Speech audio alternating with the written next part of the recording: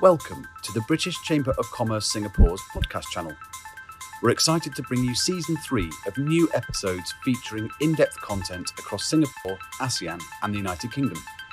We've had some extraordinary guests on our channel, including Formula One's Claire Williams. I'm a firm believer that any great team, any successful team has a great culture flowing through it. You aren't successful if you don't. So we put a lot of work into this. Renowned mountaineer Kenton Cool. That 2019 there with a client, a big storm came in and literally destroyed Camp 2. And I got some video footage of Sherpas like trying to hold on to the tent fabric as it blows away. And the Royal Navy's Commodore Steve Morehouse, commander of the UK Carrier Strike Group.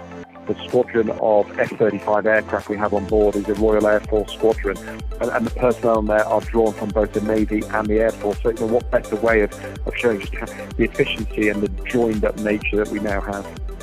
And distinguished Sky News anchor Jeremy Thompson. We had 2 little vans with satellite links, and we leapfrogged up the road to Pristina, the capital, throughout that first day, with non-stop coverage from basically inside a war zone. We also sit down with the likes of TikTok, Twitch and Twitter and continue to bring you conversations around business and trade, leadership and people, sustainability, sports and arts and much, much more. Thank you, as always, for your support and we hope you enjoy this podcast. Hi everyone, my name is Malik and I'm the Partnerships Associate in Singapore for UNHCR, the UN Refugee Agency. We are here today to talk about the ongoing Ukraine emergency and how you can make a difference to those fleeing from the conflict. We would also like to make a special mention here to thank the British Chamber of Commerce for hosting us here today. I would now like to invite my colleague Ann to introduce herself. Thank you so much, Malik. Hi, everyone. Thank you so much for joining us today. My name is Ann Moey, and I'm the Partnerships Manager in Singapore for UNHCR. I have been involved in the humanitarian and development space for about 17 years now, and I have worked in a number of different non-profit organizations in Singapore, in Thailand, and also in Laos. So in my capacity as Partnerships Manager for UNHCR, my primary focus is to spearhead awareness raising and fundraising efforts together with corporates, foundations, and individuals in Singapore in support of displaced communities worldwide. So let me now just tell you a little bit more about our organization, UNHCR. So UNHCR, we are the UN Refugee Agency. We are the world's largest organization dedicated to saving lives, protecting rights, and building a better future for refugees, internally displaced persons, and stateless people. Now, you may be wondering, what's the difference between refugees and internally displaced persons? Both refugees and internally displaced persons are essentially the same in the sense that they were both forced to flee due to war, violence, or persecutions. The only difference is that refugees have to cross borders to be safe. Internally displaced persons, on the other hand, find safety in different cities, provinces, or districts within their own countries. So what exactly does UNHCR do to help displaced communities? So we mainly provide help in 3 different areas. Number 1, we lead efforts to rush in life-saving assistance. Refugees usually leave everything behind to make the dangerous journey to safety. So this is where UNHCR comes in. We lead efforts to rush in life-saving assistance, including shelter, food, water, and medical care. Like I mentioned earlier, when refugees make the dangerous journey to safety, they leave everything behind. So we need to provide life-saving assistance as quick as possible, as quick as we can. Number 2, we safeguard the rights of displaced communities. So normally governments guarantee the basic human rights and physical security of their citizens. But when people become refugees, this safety net, it disappears. So we, UNHCR, we focus on safeguarding their rights by ensuring safety, documentation, and access to education and skills that would allow them to rebuild their lives. Ultimately, what refugees want is to be self-reliant, and so we do whatever we can to help them get there. Number 3, we help families and individuals return home or enable them to settle and make a positive contribution in a new community. So ultimately, refugees need a safe place to call home where they can build a better future. So we help families and individuals return home to their country of origin when it is safe for them to do so, or we enable them to settle and make a positive contribution in a new community, be it in their country of asylum or in another country altogether. And just to share as well that in terms of workforce, we employ over 17,000 people in 135 countries. That's 17,000. 90% of our workforce is on the ground working directly with the displaced communities themselves. My colleague Malik and I, we are part of the 10% that is not on the ground, and our main job is to mobilize resources and raise funds in support of all these programs that we have on the ground.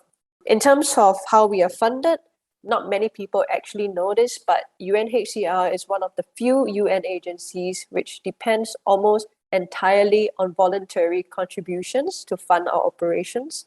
Only 1% of our annual budget is covered by a subsidy from the UN regular budget.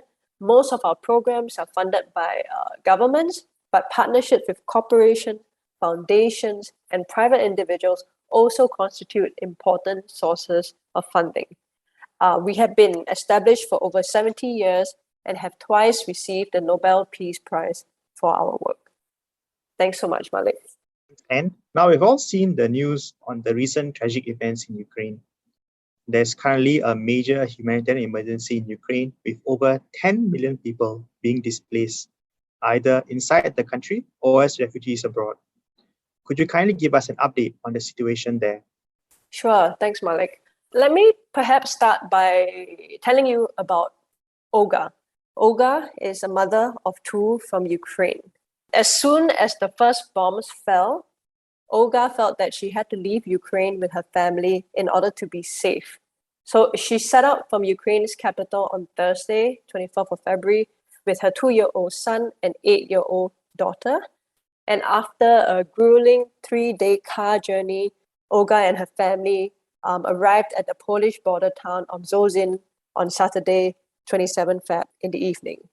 So this journey from the capital of Ukraine, Kyiv, to the border crossing in Poland would usually take 7 hours by car and not 3 days. However, because there are hundreds of thousands of people fleeing to neighbouring countries, there's large-scale traffic congestion at border crossing areas. So it really took this family quite some time to leave. And when we spoke to Olga, she said that when the first bombs fell in her hometown, in her city of Kyiv, she just basically felt very scared and she feared for her life. She feared for her family's lives. And so she did not hesitate to jump into her car to make that journey to the Polish border town of Zozin. And, you know, traveling in her car, she couldn't really bring much items, right? It's just we know how much space there is in the car. So she basically had to leave most of her belongings behind. So when one of our colleagues spoke to Olga, she explained that they were not able to find a hot meal or a toilet during the entire 3-day journey. And when asked how they coped in the car for 3 days, Olga simply replied, "We had no choice, but I'm sure others are worse off. At least we are healthy and we are safe now." So Olga and her children are among the millions who have fled Ukraine to find safety in neighboring countries in the past month. And within a month, more than 3.5 million refugees have been forced to flee Ukraine, while an additional 6.5 million people have been displaced internally within the country. In addition to those who have had to flee, around 13 million people have been affected in the areas hardest hit by the war within Ukraine, and they are in need of humanitarian and protection assistance. So many people in Ukraine remain trapped in areas of escalating conflict, and they are unable to meet their basic needs, including food, water, and medicines, as essential services have been disrupted. In cities such as Mariupol and Sumy, the humanitarian situation is extremely dire, with residents facing critical and potentially fatal shortages of food, water, and medicines. I think I mentioned this briefly earlier. In Odessa, Authorities have appealed for support for general food assistance to cover the needs of some 450,000 people in the city. They are also in need of medicines. In eastern Ukraine, more than 200,000 people are now without access to water across several localities in Donetsk Oblast, while the constant shelling in Luhansk region has destroyed 80% of some localities, leaving 100,000 families without power. So you can see that the situation is extremely dire. People need as much help as possible. Across Ukraine, targeted attacks on civilians and civilian infrastructure and lack of safe passages are increasing protection risks and posing serious threats to the life of thousands of civilians. Vulnerable population groups such as women and children, people with disabilities or with serious medical conditions, as well as older people and minority groups are increasingly facing barriers in accessing critical services such as transportation, food, water, emergency healthcare, etc., etc. So the situation just seems to be deteriorating every day, and humanitarian efforts are just working round the clock to provide as much support as possible. And hearing Olga's story was very painful for me, especially how her children had endured the journey. While she and her family had persevered on and sought refuge, it's really sad to hear that there are still millions within Ukraine who are suffering from the ongoing conflict. As you mentioned, there are numerous humanitarian agencies, including UNHCR, who are urgently responding to the crisis. Could you share some insights on the interventions that UNHCR, as the lead agency for refugees and displacement, is undertaking? Sure, thanks a lot, Malik. So while the full impact of the situation in Ukraine is not yet clear and is changing by the day, it's evident that there is a disastrous impact on the already challenging humanitarian situation. So as part of the humanitarian response in Ukraine and in close coordination with local authorities and other humanitarian agencies, we, UNHCR, we continue supporting the establishment of transit centers. So these transit centers are where initial needs for displaced people can be assessed, and they are extremely crucial as they provide a safe environment for newly displaced people. UNHCR is also supporting the authorities to register internally displaced persons and provide the most affected individuals with essential services. This process of registration is actually very, very important as it enables UNHCR authorities as well as our partners to quickly identify individuals with specific needs. For example, unaccompanied children, elderly people, individuals with disabilities. So when we have identified these vulnerable people, we help them get the support they need through referrals to key services. What other things are we doing? We are also delivering core relief items like thermal kits, as well as jerry cans so that people can fetch water.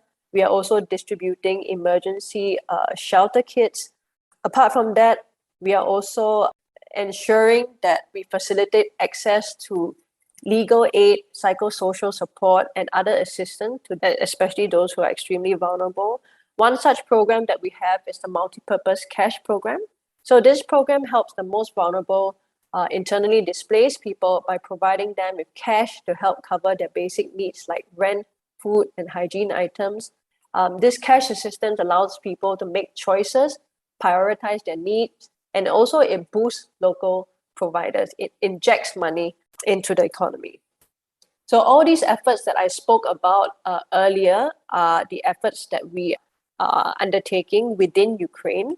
Outside of Ukraine, over 3 million refugees have fled and in search of safety in Hungary, the Republic of Moldova, Poland, Romania, and Slovakia. And as the situation continues to deteriorate, more than 7 million refugees may flee Ukraine. So to respond to the most pressing needs of refugees, UNHCR is scaling up its core protection activities such as advocacy for access to asylum and fair and fast border procedures. It is also working on areas such as legal assistance, child protection, family tracing, family reunification, assistance and advocacy for persons with specific needs, and coordination. So for instance, UNHCR staff in neighbouring countries are undertaking regular protection monitoring exercises at the main border crossing points, transit centers, and reception centers, and other locations where refugees pass or gather. So these monitoring exercises allow UNHCR and the authorities to assess protection risks and assist the authorities in addressing them. Additionally, as women and children constitute some 90% of those who have fled Ukraine from neighbouring countries, UNHCR has warned of increased risks of trafficking and exploitation. Given the very high protection risk, UNHCR and partners are disseminating key information and awareness-raising messages to alert refugees of the risk of trafficking, exploitation, and abuse. We have also deployed gender and child protection experts to neighbouring countries and have set up protection coordination structures with other partners and national authorities to ensure an efficient and coherent approach. We are also providing the most vulnerable people with core relief items such as thermal blankets and jerry cans, so very similar to what we're doing within Ukraine as well. And we are also providing the most vulnerable with unrestricted cash assistance. Additionally, in support of host country governments, UNHCR coordinates the development of a regional refugee response plan. So this regional refugee response plan primarily focuses on supporting the host country governments to ensure safe access to territory for refugees fleeing from Ukraine in line with international standards. This plan also focuses on the provision of critical protection services and humanitarian assistance while displacement dynamics and needs continue to grow exponentially. So all in all, UNHCR is urgently seeking $510 million to meet the most urgent humanitarian needs of the displaced population, both within Ukraine and in the immediate neighboring countries, as well as other countries affected by the crisis in the region. So this $510 million US dollars that we are appealing for is really meant to allow us to continue our humanitarian work for the next 6 months. Thanks, Anne. We have all seen how our colleagues are working hard on the ground, almost non-stop, to provide much-needed humanitarian assistance to the displaced families from Ukraine.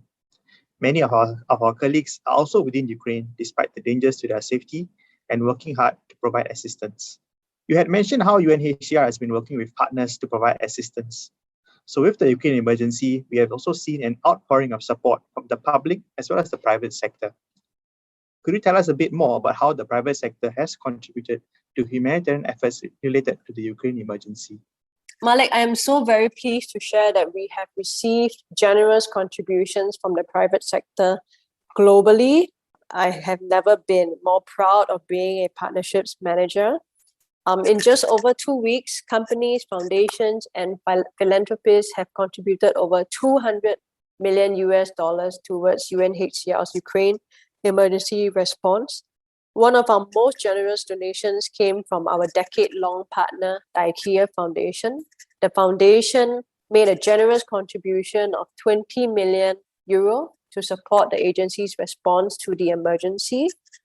Other generous contributions include $13 million from XTX Markets, $1.1 million from Deloitte, and $665,000 from Marks and Spencer. As mentioned earlier, we have received over $200 million in over 2 weeks from the private sector. This is truly an impressive amount. And from this, you can see that the private sector is certainly demonstrating its generosity and solidarity. Apart from helping the emergency through direct corporate donations, these companies have also launched creative initiatives to help engage stakeholders. So they have launched initiatives such as employee giving schemes with a match funding component as well. Contributions from the private sector have already enabled UNHCR to respond quickly to the crisis, for example, by arranging airlift and truck convoys of assistance, both to refugees and displaced people inside Ukraine, and by rolling out emergency cash assistance to those in need so that they can find safe shelter, food, and also warmth. On behalf of UNHCR, I would like to really thank the companies, foundations, and philanthropists from all around the world for their kindness and generosity they have shown in helping the people fleeing the war in Ukraine. Millions are in desperate need of urgent assistance, and as the crisis deepens, I call on the private sector to continue its support. Thank you so much. It's been indeed very inspiring. The support from the private sector has been amazing, and personally, I've been very inspired by the strong sense of solidarity that we have seen with the crisis. Here in Singapore, we've also received some interest from people to contribute. Could you share about how members of the public, as well as the private sector, can help? Sure, Malik. So there are quite a number of ways in which members of the public or corporates, foundations can help. Number one, you can donate money. The best way to help right now is really through cash donations. We, UNHCR, we have stockpiles of aid already inside Ukraine and more life-saving items being shipped to neighbouring countries as we speak. We urgently need cash donations to help fulfill these supplies and to provide cash assistance directly to refugees from Ukraine and those who are displaced within the country. This cash assistance is very important. It empowers the displaced persons and refugees as it allows them to purchase whatever they feel they need to help make their lives better for this during this very critical period. The second way that you can help is to fundraise for the emergency. So holding a fundraiser is a great way to spread awareness about the situation, as well as do something fun for the community. So you can organize a fun bike ride, a fun race, you can hold a big sale, you can host a film night with your friends and charge a small entry fee. All these small little actions, when combined, actually can make a very big difference. Number three, you can also educate yourself. You can research and educate yourself on the situation in Ukraine and refugee issues from reliable sources so that you can share information and help limit rumors as well as misinformation. To learn more about the situation and about refugee issues in general, you can visit unhcr.org for more information. Number four, you can be an advocate. You can join a campaign that raises awareness about refugee issues and shows solidarity, including ensuring equal access to territory for refugees and asylum seekers, regardless of nationality.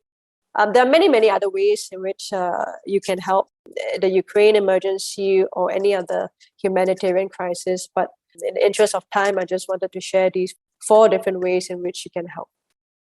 Thanks, Anne. So, like you said, there are 4 key ways. First, to make a goodwill donation, as cash is very critical at this point. Secondly, to do a fundraising event. Third, you can educate yourself and share the information. And lastly, be an advocate for refugee issues. Now, I'm sure this is on the minds of many. Can people donate gifts in kind, like clothes or blankets? Thank you so much, Malik.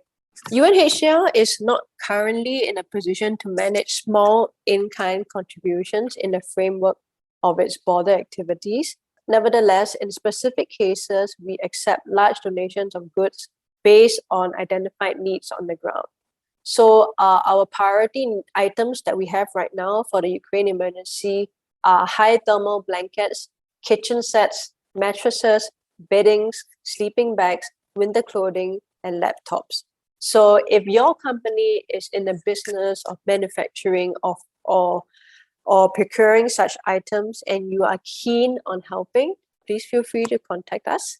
For smaller in-kind contributions, we would suggest that you contact civil society organizations or volunteer groups active in Ukraine and active in providing direct assistance to refugees. Please bear in mind that it is advisable to contact these groups before the collection of items and contributions so that you can be sure to match your donation with their needs that they have there on the ground. So like you mentioned, the important items that are in need for refugees who are fleeing from Ukraine are mattresses, blankets, laptop, kitchen sets, and similar items. These are items that they would need when they cross the border and living in temporary accommodation, as well as on the way to safety. So thanks, Anne. We're now almost reaching the end. Do you have any last words for those listening in today? Yes. Thank you so much, everyone, for listening to our podcast. I hope that you found that useful. I hope you found that informative. As mentioned, the humanitarian situation in Ukraine is dire, and there are millions of people that need assistance. Humanitarian organizations like UNHCR are working round the clock and doing whatever we can to respond, but needs on the ground are growing rapidly, and we need as much support as possible. We are urgently seeking an initial US $510 million to enable us to respond to the emergency in Ukraine and in neighboring countries for the next 6 months. We hope that you, either as an individual or a company, would consider making a donation to support our humanitarian efforts for the emergency. Thank you so much, everyone. Thank you. Thank you, Anne, for the very insightful sharing. We have indeed learned a lot on how everyone can support humanitarian efforts in Ukraine today. We would like to welcome all listeners to contact us at partnershipssg@unhcr.org for corporate and large donations. Now that is partnershipssg without any space or hyphen at unhcr.org. For individuals who would like to make a difference, you can also go online to donate at donate.unhcr.org/Ukraine/emergency to make your contribution. Every contribution goes a long way during this critical period and is greatly appreciated by all of us at UNHCR. Thank you again for joining us today, and please feel free to contact us if you'd like to learn more about UNHCR and the Ukraine emergency. We'd also like to thank the British Chamber of Commerce once again for hosting us. Thank you, and wishing you a good day ahead. Thank you for tuning into this episode of the British Chamber's podcast. Before you go, don't forget to subscribe, and why not leave us a rating and review on Spotify, Apple, Google, and the other podcast platforms. For more information, please visit our website at www.britcham.org.sg and tune in next time for a brand new episode.